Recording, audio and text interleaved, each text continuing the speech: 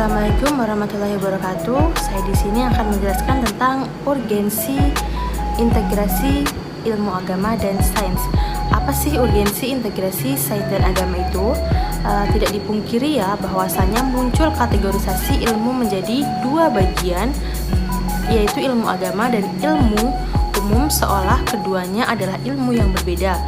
Nah, padahal Al-Quran memiliki dorongan yang cukup tinggi untuk mengembangkan ilmu-ilmu yang bersumber pada wahyu Allah dan ilmu yang bersumber pada penalaran.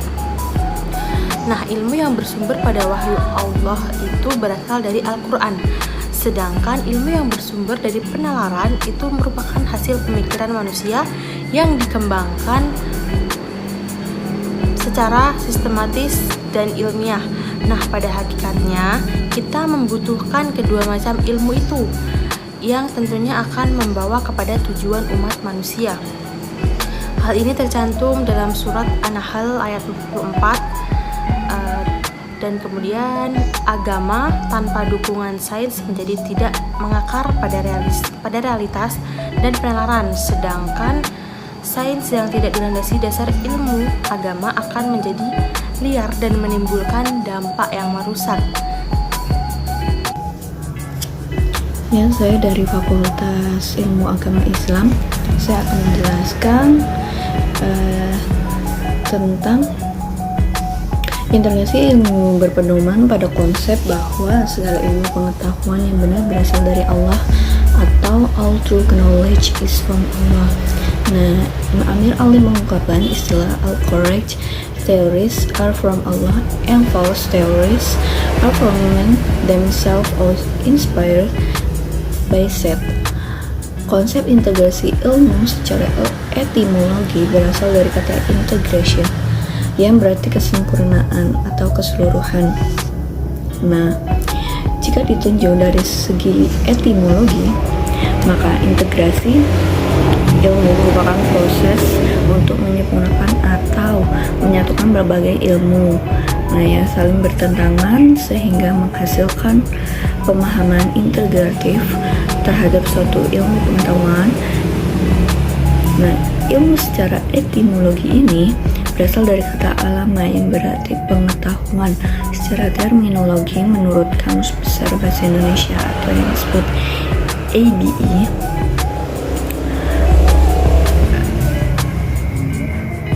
ini ilmu merupakan sebuah pengetahuan terhadap sesuatu yang memiliki susunan dan dapat digunakan untuk menerangkan sesuatu. Nah, berikut hasil pembelajaran interaksi agama dan sains.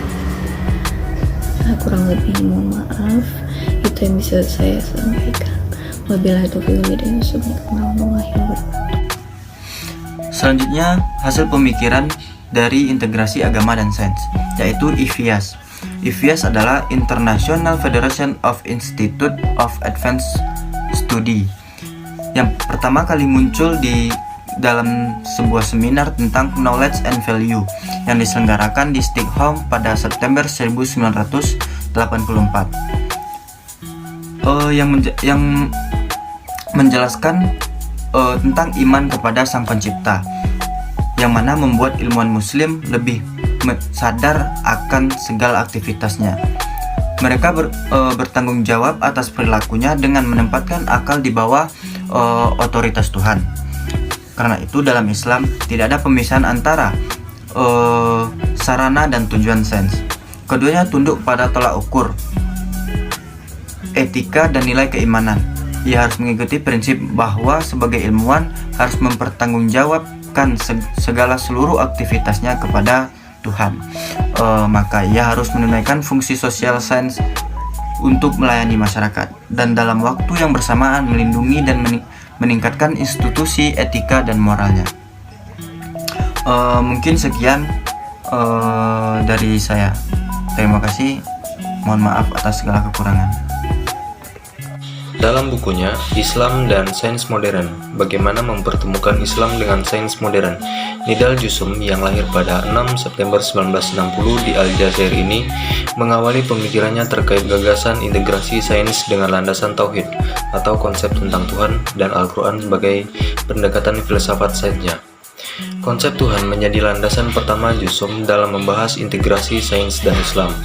Sebab tak ada prinsip yang lebih utama dan sentral dalam Islam selain konsep tentang Tuhan. Dan tidak ada tata aturan yang lebih fundamental dalam bangunan Islam selain Al-Quran. Prinsip tauhid dalam teologi Islam tidak akan pernah berubah sejak Islam diturunkan kepada Nabi Muhammad hingga akhir zaman. Sedangkan sejarah sains menunjukkan bahwa prinsip ketuhanan dalam peradaban barat sangat dipengaruhi oleh teori sains dan perkembangannya. Jelas bahwa konsep tentang Tuhan sangat erat berkaitan dan mempengaruhi perkembangan sains dan filsafat. Tulisan ini menjelaskan bagaimana integrasi dakwah Islam dengan ilmu komunikasi ditinjau dari perspektif interpretatif menjadi ilmu komunikasi Islam. Ilmu komunikasi Islam merupakan bagian dari ilmu dakwah yang berupaya menyampaikan sebuah informasi di berbagai media. Gagasan-gagasan dan sikap-sikap yang benar dan akurat. Hal ini mengemukakan bahwa dakwah Islam secara akademis dapat diintegrasikan dengan menjadi ilmu komunikasi Islam. Komunikasi Islam dalam pengertian di mana karakteristik dasarnya bersifat persuasif dan rasional, mengajak manusia untuk kembali kepada fitrah dan potensinya. Ilmu komunikasi Islam dibangun di atas landasan teori dan etika yang bersumber dari Al-Quran dan Al-Hadis, serta bertujuan untuk mengembangkan rasa ingin tahu manusia terhadap ilmu. Mengembangkan teori komunikasi Islam mengatasi permasalahan komunikasi manusia dan sebagai media dalam meningkatkan kualitas diri dalam rangka mendekatkan diri kepada Tuhan. Dengan demikian, sarjana dakwah Islam pada akhirnya memiliki status sama dengan sarjana ilmu komunikasi. Selanjutnya, perwujudan hasil integritas nilai keislaman dalam bidang teknik sipil. Definisi umumnya, teknik sipil merupakan ilmu terapan yang mencakup teknologi, merancang, membangun, dan memelihara, serta memperbaiki bangunan. Ilmu teknik sipil sendiri ini mempelajari tentang bagaimana cara merancang bangunan dan infrastruktur untuk memenuhi kebutuhan manusia di sektor publik. Sebagian besar bahasan teknik sipil itu mencakup konstruksi.